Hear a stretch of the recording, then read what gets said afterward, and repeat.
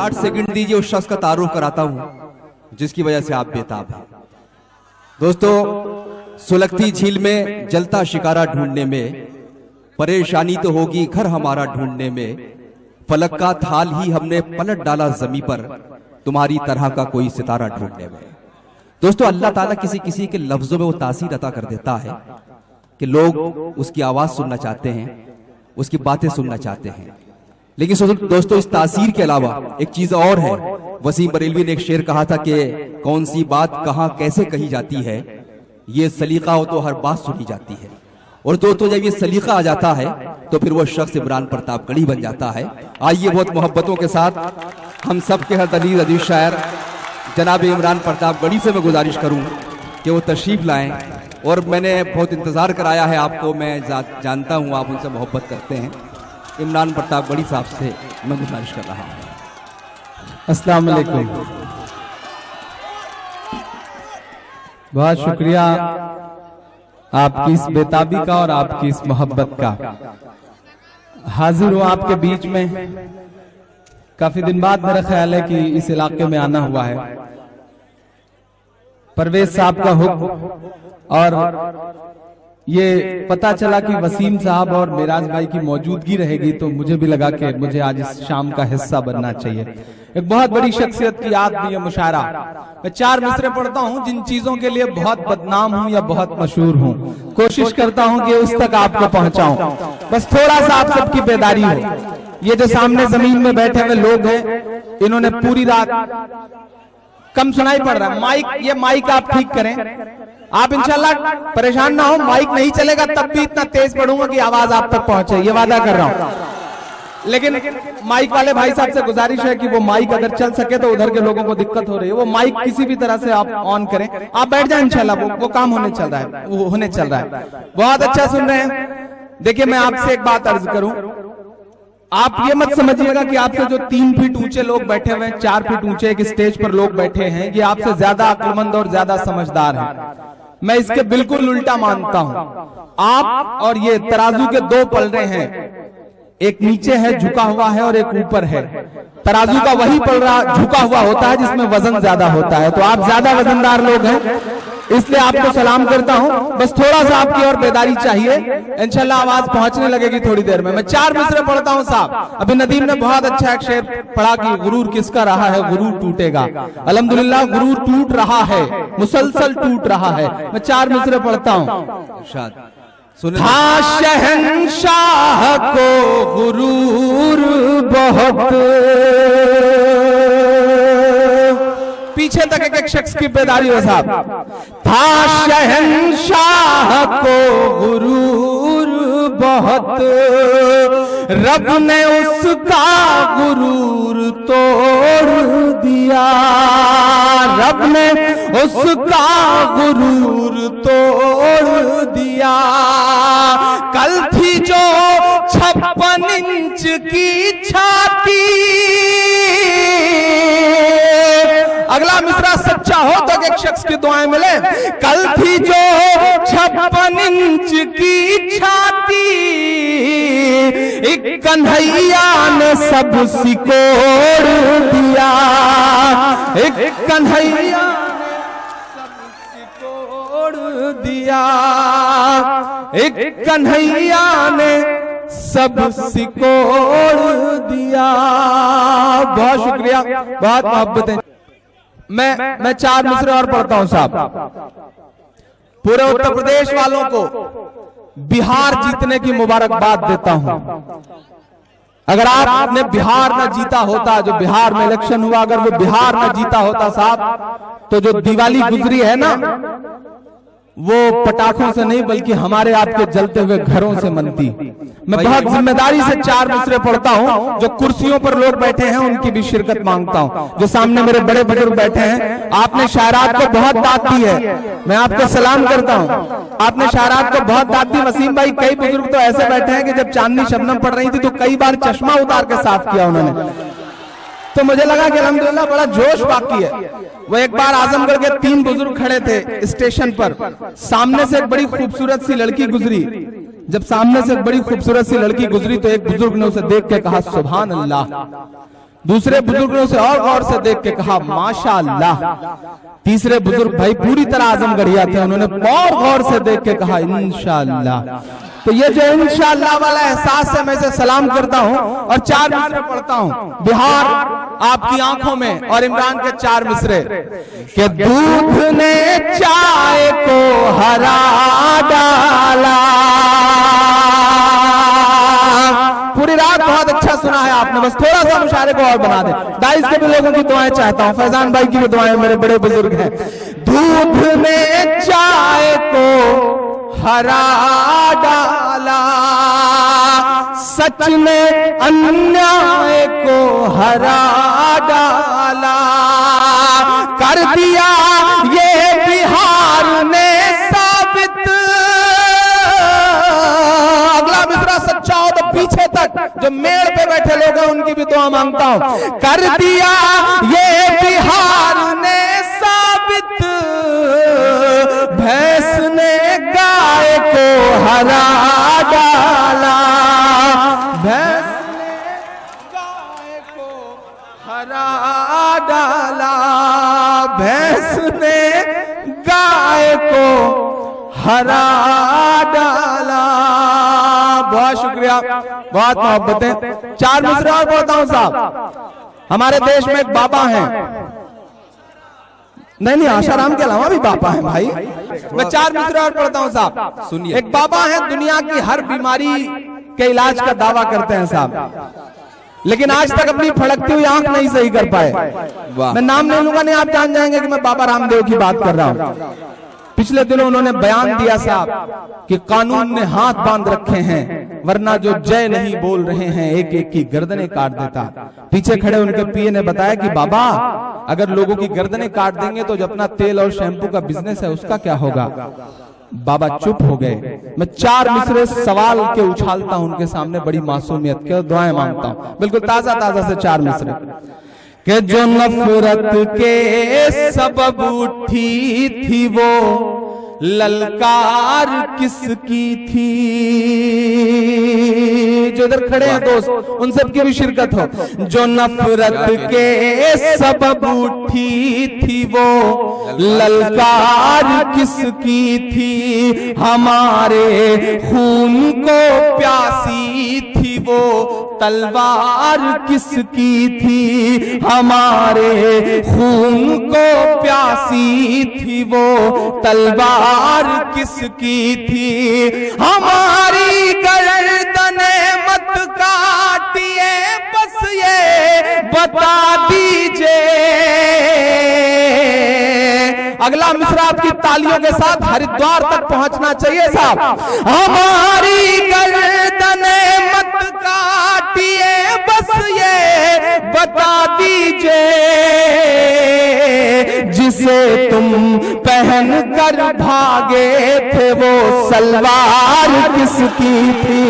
जिसे तुम पहन कर भागे थे वो सलवार किसकी थी। हमारे खून को प्यासी थी वो तलवार किसकी थी। हमारे खून को प्यासी थी वो तलवार किसकी थी। हमारी गर्दने मत काटिए, बस ये बता दीजिए। जिसे तुम पहन कर भागे थे वो सलवार किसकी थी। कैसे कैसे ठेकेदार निकल आए हैं वसीम भाई, चंद लोग निकल आए हैं, वो तय करेंगे कि क्या बोलना है, क्या पहनना है, क्या नहीं बोलना है। नहीं साहब, हम अल्लामा शिबली नोमानी के खानदान के लोग हैं, हम तय करेंगे कि हमें क्या बोलना है। आप नहीं तय कर सकते कि हमें क्या बोलना है। मैं 4 मिसरे पढ़ता हूं साहब। इस वतन में न जाने कितने हमारे पुरखों के खून शामिल हैं। मैं 4 मिसरे पढ़ता हूं कि तुम्हारे पहले बोला है, तुम्हारे बाद बोलेंगे। इमरान का तेवर बोलता है, अगर आपके दिल की धड़कनों को छू सकूं तो एक एक शख्स की दुआएं मिले। इस मुशायरे को एक बहुत बड़ी शख्सियत के नाम पे यह मुशायरा है।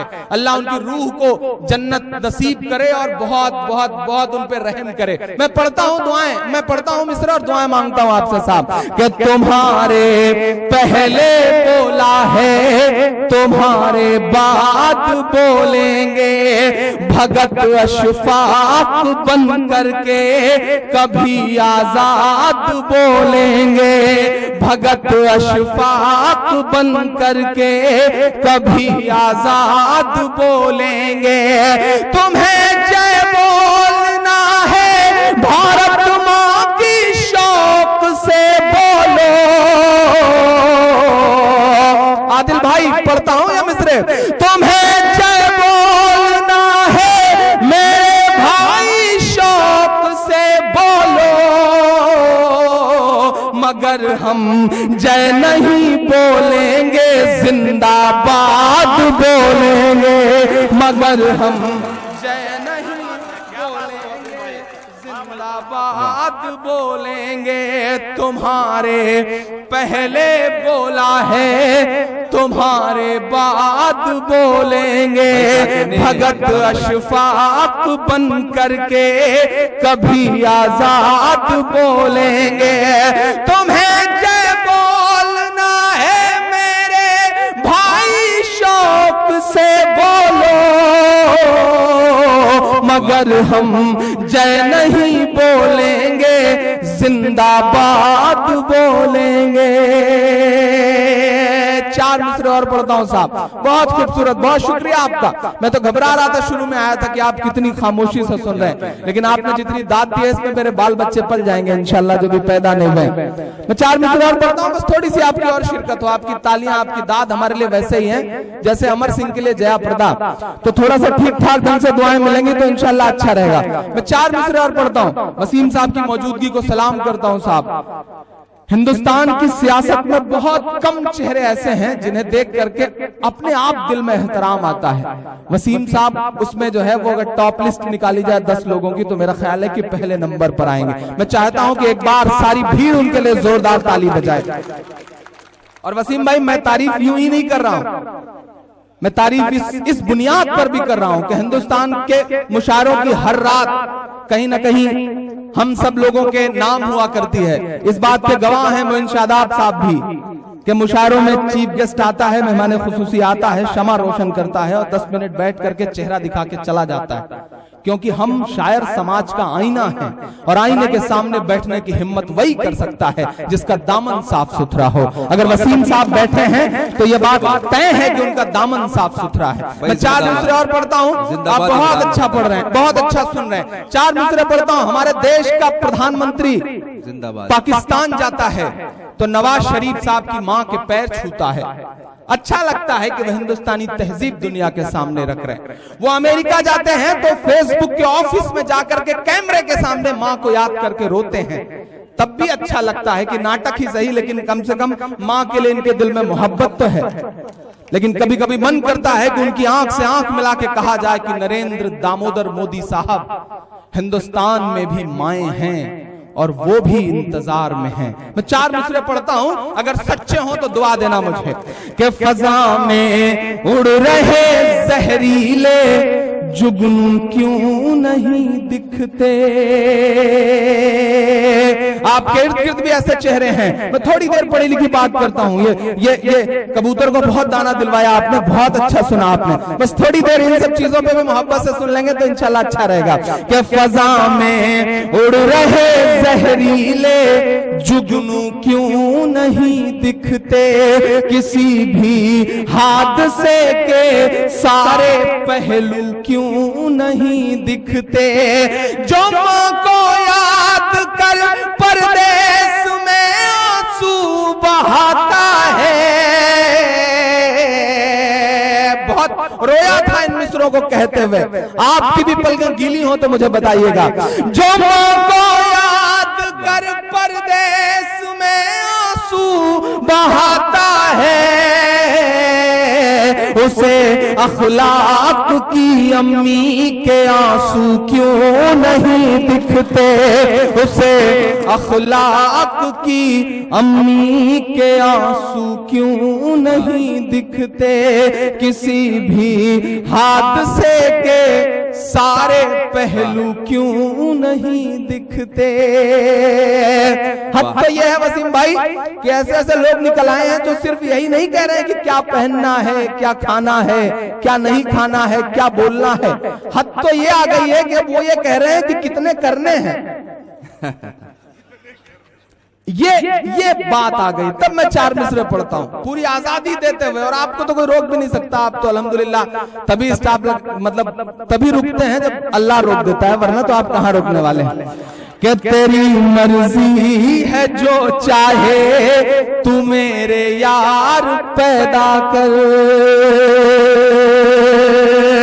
तेरी मर्जी है जो चाहे तू मेरे यार पैदा कर, भले ही चाय वाला या के चौकीदार पैदा कर, भले ही चाय वाला या के चौकीदार पैदा कर। बड़ी हैरत है वो खुद एक भी पैदा न कर पाए। अगला मिसरा सच्चा हो तो पहुंचा देना दिल्ली तक, पहुंचा देना गोरखपुर तक, पहुंचा देना उन्नाव तक। पढ़ता हूं साहब कि बड़ी हैरत है वो खुद एक भी पैदा न कर पाए,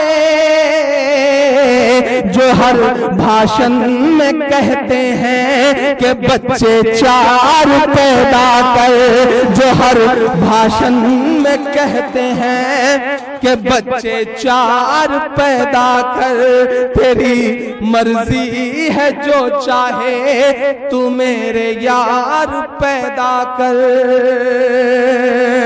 मेरी आंखों के सामने दाढ़ी टोपी वाले वो तमाम मासूम बच्चे बैठे हुए हैं जिन्होंने बहुतों ने तो अपने सीने में कुरान हिफ्ज कर रखा है। मैं 4 मिसरे पढ़ता हूं साहब और आपसे दुआएं मांगता हूं। मैं जिस जिले से आता हूं उसके पड़ोस में एक जिला है, वहां एक सांसद पाए जाते हैं। उन्हें हर दिन मुंह से उल्टी करने की आदत है। वो उल्टी इसलिए करते हैं ताकि अखबारों पर बिखर सके, अखबारों की सुर्खियां बन सके। मैं नाम नहीं लूंगा, नहीं आप जान जाएंगे कि मैं साक्षी महाराज की बात कर रहा हूं। मैं 4 मिसरे पढ़ता हूं। उनका एक बयान आया साहब कि मदरसों में टेररिस्ट पाए जाते हैं, मदरसों से ये निकलते हैं, मदरसों से वो निकलते हैं। कोई जवाब नहीं दूंगा, मैं सिर्फ 4 मिसरे पढ़ता हूं। ठीक है साहब, आप संसद में बैठते हैं, आप इस देश के सबसे बड़े सदन में बैठते हैं, आपको सियासत ने हक दिया है कि कुछ भी बोले, लेकिन हमें जिस चीज पर फख्र है, हमें जिस चीज पर नाज है, मैं आजमगढ़ में खड़ा हूं जो मदरसों की सरजमीन है, जो तमाम बुजुर्गों की सरजमीन है, मैं वहां खड़ा होकर ये मिसरे पढ़ता हूं। मैं चाहता हूं कि आजमगढ़ की सरजमीन से ये मिसरे जाएं पूरे हिंदुस्तान तक। कि नहीं ऐसा नहीं है कल या परसों से नहीं निकले, कई अरमान हैं दिल में जो बरसों से नहीं निकले, कई अरमान हैं दिल में जो बरसों से नहीं निकले। ओ साराम नित्यानंद या के पाल बाबा हो, मुहर लगाना मेरी बात पे। हो साराम नित्यानंद या के पाल बाबा हो, खुदा का शुक्र है ये सब मदरसों से नहीं निकले, खुदा का शुक्र है ये सब मदरसों से नहीं निकले, कई अरमान हैं दिल में जो बरसों से नहीं निकले। बहुत शुक्रिया, बहुत मोहब्बतें। एक बहुत दिल से जुड़ी हुई नज्म आपकी अदालत में रखना चाहता हूं। मुझे भी पता है कि अभी 3 या 4 लोग शायद बचे हुए हैं, 2-3 लोग बचे हुए हैं। मैं भी थोड़ा थोड़ा जल्दी जल्दी से काम लेता हूं। एक नज्म आपको सुनाता हूं, बहुत अपने एहसासों से जुड़ी हुई। बाल ठाकरे वाली सुना दूंगा, पहले नहीं सुनिए ना, बाल ठाकरे वाली तो सुना ही दूंगा इंशाल्लाह। एक नज़्म पढ़ता हूं नई सी। कई सारे दोस्त सोशल मीडिया के लोग हैं जिन्होंने तमाम चीजें सुन रखी होंगी, मैं उन चेहरों को पहचान भी रहा हूं। मैं कोशिश करता हूं कुछ नई नज़्म आपको सुनाऊं। एक नज़्म पढ़ता हूं साहब जी इरशाद। कि जो कल तक कातिल थे वो कानून के अब रखवाले हैं। पढ़ता हूं साहब, यहाँ मेरे तमाम पुलिस के भी दोस्त बैठे हैं, मैं उनकी मौजूदगी को भी सलाम करता हूं। पुलिस के बारे में आप चाहे जितनी भ्रांतियां, चाहे जितने वहम पालें, लेकिन जब मैं शहीद हेमंत करकरे की तरफ देखता हूं, जब शहीद जियाउल हक की तरफ देखता हूं, शहीद तंजील अहमद की तरफ देखता हूं, तो इस वर्दी के लिए अपने आप दिल में एक एहतराम आता है। मैं उनकी मौजूदगी को भी सलाम करता हूं। हालांकि इन बेचारों के साथ बड़ी दिक्कतें भी होती हैं। वसीम भाई, पिछले दिनों एक इंस्पेक्टर ने मौका वारदात से एसपी साहब को फोन किया, बोला सर बहुत बड़ा मसला हो गया है, क्या करूं? एसपी साहब ने कहा क्या हुआ? बोले साहब एक बीबी ने अपने शौहर को गोली मार दी। तो एसपी साहब ने कहा ऐसा क्या मामला हो गया कि बीबी ने शौहर को गोली मार दी? बोले सर वो पोंछा लगा रही थी, शौहर जो है उस बिना सूखे हुए पोंछे पर फर्श पर चल के आगे बढ़ गया, बीबी को गुस्सा आ गया, उसने गोली मार दी। तो एसपी साहब ने कहा कि आपने उसको गिरफ्तार किया बीबी को या नहीं? बोला नहीं साहब अभी पोंछा सूखा नहीं है, मेरी हिम्मत नहीं पड़ रही है। तो ये भी दिक्कतें पुलिस वालों के साथ रहती हैं, लेकिन फिर भी वो बेचारे हमारी आपकी सुरक्षा में हमेशा मौजूद रहते हैं। मैं नज़्म पढ़ता हूँ साहब कि जो कल तक कातिल थे वो कानून के अब रखवाले हैं।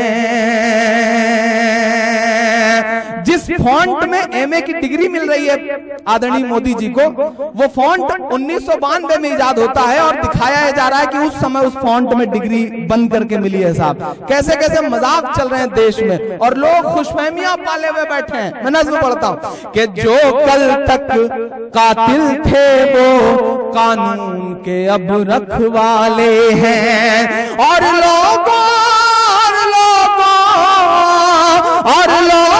को लगता है अच्छे दिन आने वाले हैं। जो कल तक कातिल थे वो कानून के अब रखवाले हैं। जो कल तक कातिल थे वो कानून के अब रखवाले हैं। मिराज भाई जैसा मुजाहिद आदमी यहाँ बैठा है, एक अच्छी खासी उम्र उन्होंने जेल में काटी उस गुनाह के लिए जो उन्होंने किया ही नहीं था। मैं उनकी हिम्मत और उनके लड़ने को सलाम करता हूँ। फैजान भाई जो उनकी पूरी टीम है, इनके जज्बे को सलाम करता हूँ कि इन्होंने अपने आप को झुकना नहीं सिखाया, लड़े और लड़ करके अल्हम्दुलिल्लाह बाइज्जत बरी होकर के बाहर आए। मैं इनकी मौजूदगी को सलाम करता हुआ एक बंद पढ़ता हूँ साहब कि और लोगों को लगता है अच्छे दिन आने वाले हैं। कि अच्छे दिन तो नहीं मिले, चेहरा मायूस मिला है। लफाजी करने वाला उम्दा जासूस मिला है। लफाजी करने वाला उम्दा जासूस मिला है। शंकराचार्य स्वामी स्वरूपानंद सरस्वती महाराज ने जो बात कही, मैं उसे 2 मिसरों में पिरोता हूं कि लफाजी करने वाला उम्दा जासूस मिला है। दाल की कीमत देखो 200 के उस पार खड़ी है। अगर आपका गुस्सा नजर आए मेरे मिसरे में तो हाथ खोल देना कि दाल की कीमत देखो 200 के उस पार खड़ी है। जब से भारत की गद्दी को एक मनहूस मिला है। जब से भारत की गद्दी को एक मनहूस मिला है। सबने चुप्पी ओढ़ रखी है, सबकी जुबां पर ताले हैं। बेचारों को लगता है अच्छे दिन आने वाले हैं। बेचारों को लगता है अच्छे दिन आने वाले हैं। आखिरी बंद पढ़ के 2-2.5 मिनट के बहुत और दिल से जुड़ी नज़्म सुना के अपनी जगह लूंगा कि अच्छे दिन क्या होते हैं ये अंबानी से पूछो।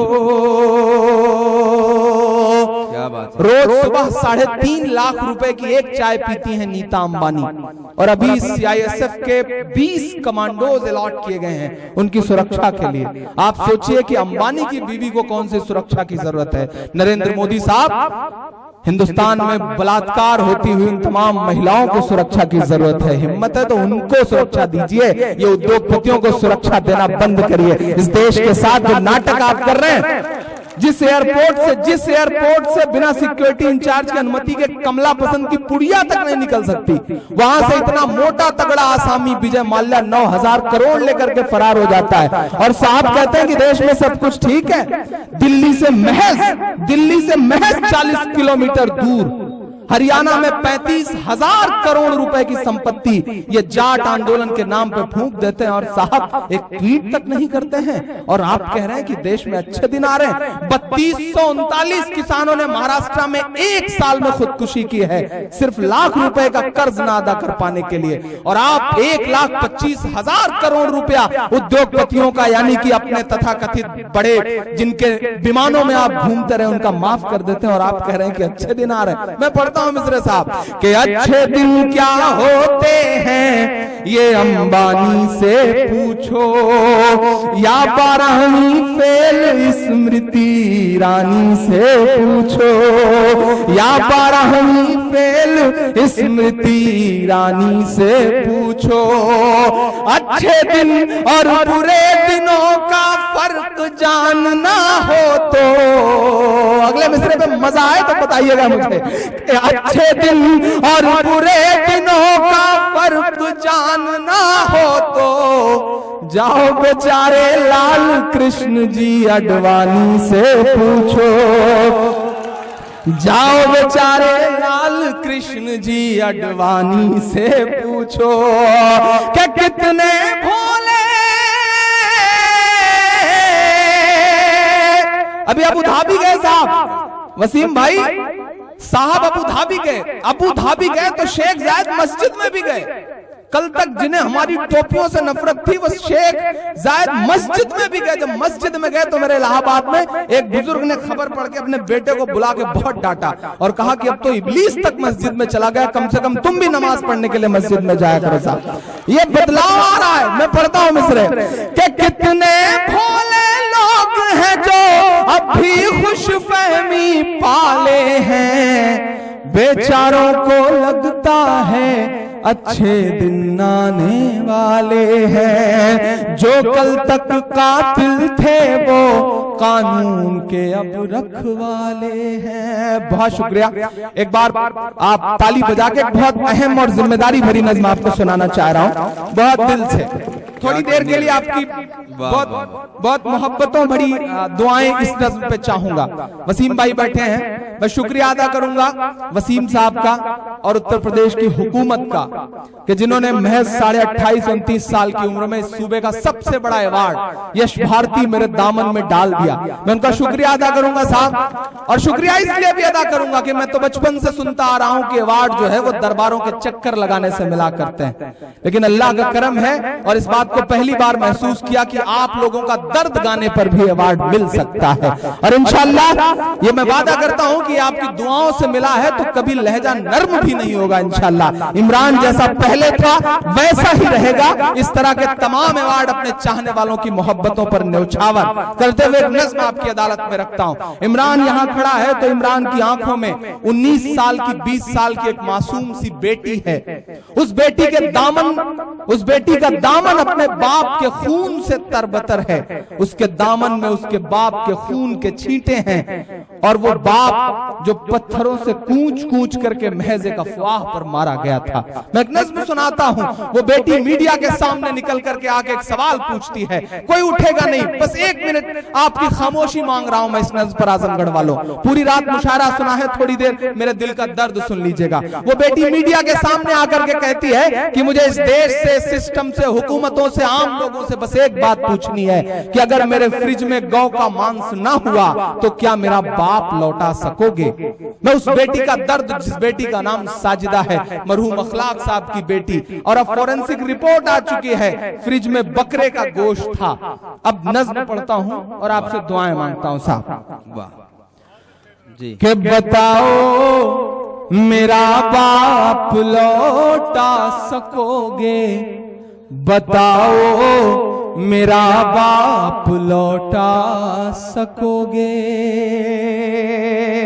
जो बड़े बुजुर्ग हैं, थोड़ा सा आपकी भी दुआएं मिल जाएंगी तो मुझे लगेगा कि मैं अपना दामन दुआओं से भर के लेके गया। इस तरह की नज़्में पढ़ने के लिए भले कलेजे की जरूरत है साहब। मुझको जालिम का तरफदार नहीं लिख सकते, कम से कम वो मुझे लाचार नहीं लिख सकते। जहां हथेली पे लिए बोल रहा हूं जो सच, उसको इस देश के अखबार नहीं लिख सकते, उसको इस देश के अखबार नहीं लिख सकते। बताओ मेरा बाप लौटा सकोगे, बताओ मेरा बाप लौटा सकोगे। लिए सर पे सच की रिदा कह रही है, लिए सर पे सच की रिदा कह रही है। वो अश्कों को करके विदा कह रही है। टपकते लहू से भिगो कर के दामन, टपकते लहू से भिगो कर के दामन। ये अखलाक की साजिदा कह रही है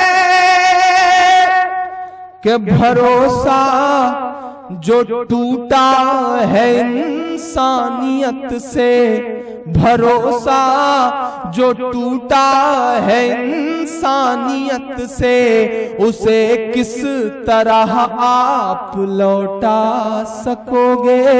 बताओ मेरा बाप लौटा सकोगे, बताओ मेरा बाप लौटा सकोगे। वो गांधी के इस देश से कह रही है, वो नफरत के परिवेश से कह रही है। अगला मिसरा मेरी खुददारी का मिसरा है साहब। वसीम भाई बैठे हैं, मैं इन्हें सलाम करता हूं। हुकूमत अच्छी है, बहुत अच्छी है। मैं अखिलेश जी का पर्सनली बहुत सम्मान करता हूं क्योंकि नौजवान हैं वो और दर्द समझते हैं, पहुंचते हैं, लोगों के दर्द में शामिल होते हैं, मुआवजे बांटते हैं। लेकिन उनसे गुजारिश है वसीम भाई के जरिए कि हमें मुआवजे नहीं चाहिए, हमें उत्तर प्रदेश में ऐसे हालात चाहिए जिससे हमें मुआवजे बांटने की नौबत ना आए।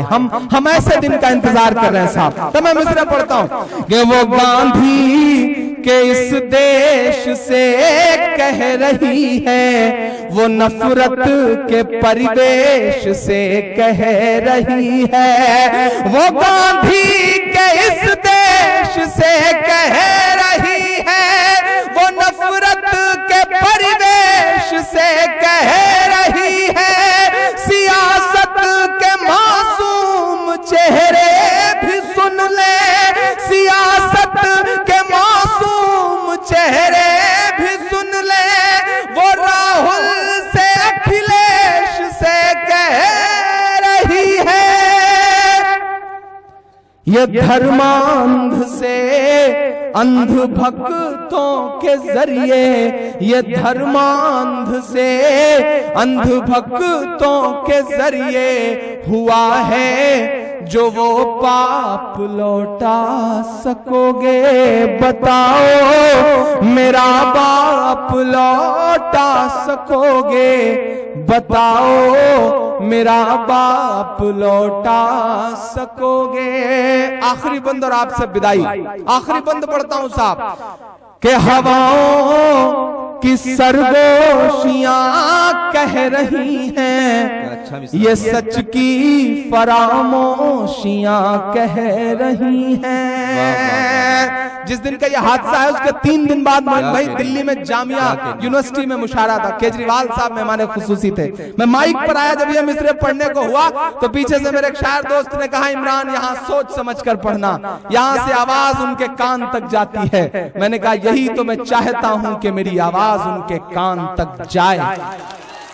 मैं बंद पढ़ता हूं साहब। छींक आने तक पे ट्वीट करने वाला इंसान, छींक आने तक पे ट्वीट करने वाला इंसान, आशा भोसले के बेटे के बर्थडे पे मुबारकबाद देने वाला इंसान, अफगानिस्तान के राष्ट्रपति के जन्मदिन के नाम पर 72 दिन पहले ट्विटर पर मुबारकबाद देकर के अपनी फजीहत करवाने वाला इंसान दिल्ली से 38 किलोमीटर दूर लाश नहीं देखता, खून नहीं देखता, आंसू नहीं देखता, चुप रहता है। क्यों चुप रहता है? इस चुप्पी के मायने क्या हैं? कुछ तो है जिसकी पर्दादारी है। इमरान बोलता है आपकी दुआओं के भरोसे कि हवा की सरगोशियां कह रही है, ये सच की फरामोशियां कह रही है, थे इस कत्ल में जैसे खुद भी वो शामिल। बहुत कड़वा सच बोल रहा हूं, आपकी दुआ मिलेगी तो इंशाल्लाह पूरी दुनिया में बोलूंगा इस सच को। मुहर लगाना अगले मिसरे पे मेरी बात पे कि हवा की सरगोशियां कह रही है, ये सच की फरामोशियां कह रही है, थे इस कत्ल में जैसे खुद भी वो शामिल, ये मोदी की खामोशियां कह रही है कि लगा है जो भारत के दामन पे धब्बा, लगा है जो भारत के दामन पे धब्बा, ये है एक अभिशाप, लौटा सकोगे बताओ मेरा बाप। वाह वाह वाह वाह, क्या कहने हैं इमरान भाई, वाह वाह वाह। कुछ और पढ़ दीजिए, कुछ और जल्दी से पढ़ दीजिए। मैं बुला रहा हूं आपकी ख्वाहिश पर, जाहिर है कि आपका दिल नहीं भरा है, लेकिन जिस तरह इमरान ने कहा 3-4 शोरा और हैं, तो थोड़ा हम उनसे जी उनके ऊपर छोड़ दें। आप हैं सुनने के मूड में? चले एक बार ताली बजा के मुझे हुक्म दीजिए, मैं एक नज़्म आपको और सुनाता हूं। चचा कहां जा रहे हैं इतनी रात में? कोई मतलब नहीं, घर जाए पता नहीं चच्ची दरवाजा खोलें न खोलें, कोई भरोसा थोड़ी है। और आप उन्हें नींद से जगाएं, उसके बाद हश्र क्या हो ये भी कोई पता नहीं है साहब। तो बेहतर है कि थोड़ी देर, आधे घंटे इस मुशायरे के नाम और कर दीजिए। अल्हम्दुलिल्लाह मैं आपको सलाम करूंगा। जितने लोग रात के 3:15 बजे इस मुशायरे में बचे हुए हैं, उतने लोग तो कहीं कहीं मुशायरे में होते भी नहीं है। तो ये आपकी मौजूदगी को सलाम करता हूं। और परवेज भाई आपकी कोशिश को सलाम, बहुत कामयाब मुशायरा, बहुत बेहतर और बहुत अच्छा मुशायरा हुआ है, इसके लिए आपकी पूरी टीम को मुबारकबाद। एक नज़्म सुनाता हूं, वसीम भाई का हुक्म था वो नज़्म पढ़ने के लिए, और आपको भी इंशाल्लाह अच्छा लगेगा। एक अभियान शुरू हुआ हमारे देश में साहब, घर वापसी घर वापसी घर वापसी। तभी सुब्रमण्यम स्वामी का जिक्र हुआ, वो कह रहे हैं कि अकबर रोड का नाम बदल करके महाराणा प्रताप रोड कर दिया जाए। मैंने तो उन्हें मेल किया है कि साहब अकबर रोड का नाम महाराणा प्रताप रोड बाद में किया जाएगा, पहले अपने दामाद नदीम हैदर का नाम बदलवा करके कोई और करवा दीजिए, तब मैं मानूंगा कि आप सच बोल रहे हैं। ये दोगली सियासत करने वाले लोग घरों में मुसलमान दामाद बिठा करके बाहर निकल करके मुसलमानों के खिलाफ बयानबाजी करते हैं। ये हिंदुस्तान की खूबसूरती को बर्बाद करना चाहते हैं, ये हिंदुस्तान की कौमी एकजहती के ताने बाने को बर्बाद करना चाहते हैं। मैं एक नज़्म सुनाता हूं, अभियान शुरू हुआ है, घर वापसी घर वापसी घर वापसी। 5 लाख रुपया लेके कुछ बाबा टाइप के लोग घूम रहे हैं और वे कह रहे हैं कि 5 लाख ले लीजिए और पलट आइए, इधर आ जाइए, दाखिल हो जाइए इस तरफ। मैं एक नज़्म सुनाता हूं, उस नज़्म की तमहीद में बस इतना कहता हूं वसीम भाई कि दुनिया के एक सुपर पावर ताकत वाले मुल्क में एक शख्स हुआ करता था, उसके पैरों की थिरकन पर दुनिया अरबों डॉलर लुटा दिया करती थी, लेकिन उस शख्स को कहीं सुकून नहीं मिला। तो उसने अपने चचेरे भाई से कहा कि मुझे सुकून की तलाश है। चचेरे भाई ने कहा सुकून चाहता है तो कुरान पढ़। उस शख्स ने कुरान पढ़ी और उसके बाद वो इस्लाम में दाखिल हुआ। उस शख्स का नाम था माइकल जैक्सन।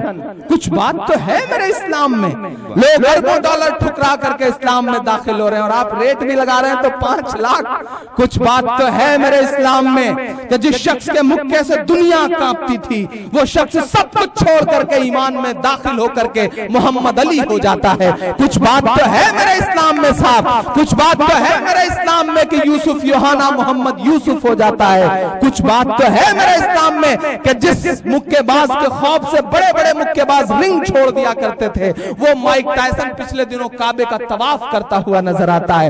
कुछ बात तो है मेरे इस्लाम में, और अगली बात पे एक शख्स की दुआएं मिले साहब। कुछ बात तो है मेरे इस्लाम में कि सुनीता विलियम्स जब अंतरिक्ष में जाती है तो उसे वहां से सिर्फ 2 जगह रोशनी दिखाई पड़ती है, वो 2 जगह हैं मक्का और मदीना। कुछ बात तो है मेरे इस्लाम में। लोग अरबों डॉलर ठुकरा करके इस्लाम में दाखिल हो रहे हैं और आप कह रहे हैं कि 5 लाख ले लो, घर वापस आ जाओ। मैं नज़्म पढ़ता हूं और दुआएं मांगता हूं। कह रहा हूं मैं ये नाप कर तोल कर,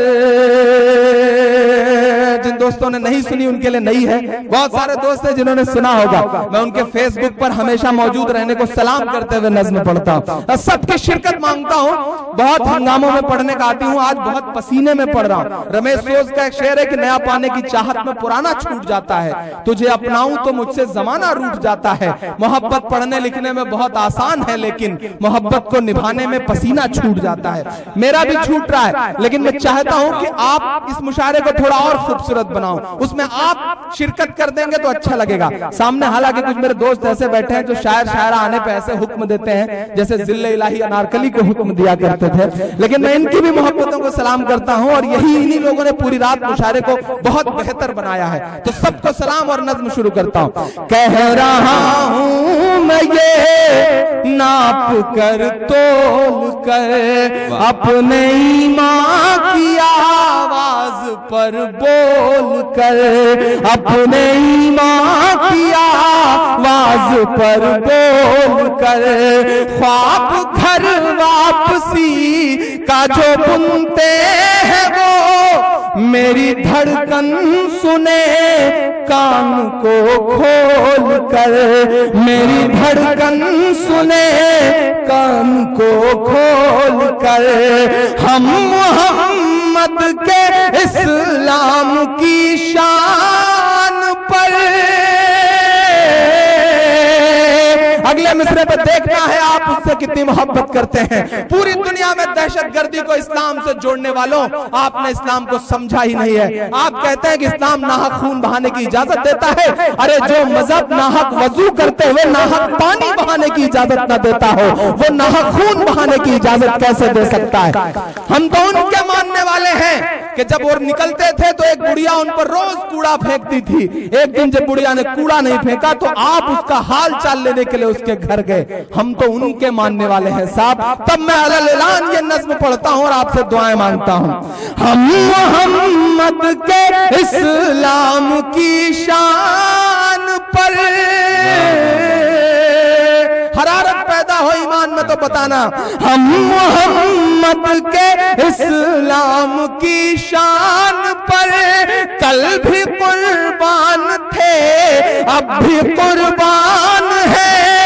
हम मुसलमान हैं, हम मुसलमान हैं, हम मुसलमान हैं, हम मुसलमान हैं। मेरे भारत तेरी आन है, शान है। मेरे भारत तेरी आन है, शान है। हम तेरी सरहदों के निगहबान हैं।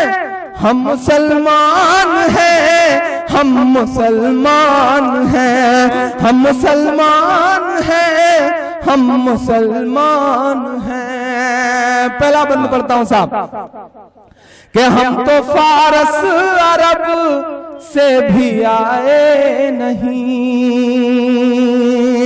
आंख खुली घुटनों के बल चलना सीखा तो सड़क पे जाता था, कभी गिर जाता था तो सीताराम चाचा मेरी उंगली पकड़ के उठाते थे। हमने ऐसे समाज में आंखें खोली हैं। ये कौन है जो नफरतों की बातें कर रहे हैं? हम तो फारस अरब से भी आए नहीं, तेरे अपने हैं हम तो पराए नहीं। तेरे अपने हैं हम तो पराए नहीं। इस तरह से सितम हम पे ढाए गए। ये बेगुनाह जेल काट करके निकले हुए लोग हैं, शायद इनका दर्द है इन मिसरों में कि इस तरह से सितम हम पे ढाए गए। मुद्दतें हो गई मुस्कुराए नहीं, मुद्दतें हो गई मुस्कुराए नहीं, कि मेरे पुरखों की जागीरदारी है ये। आजमगढ़ वालों, बोलना सीख लिया आपने। मैं सलाम करूंगा इस शहर को। आपके यहां से मासूम बच्चे उठाए जाते थे, आपने भर दिया दिल्ली के जंतर मंतर को एक दिन, उसके बाद से चीजें बहुत कम हो गई। मैं सलाम करता हूं।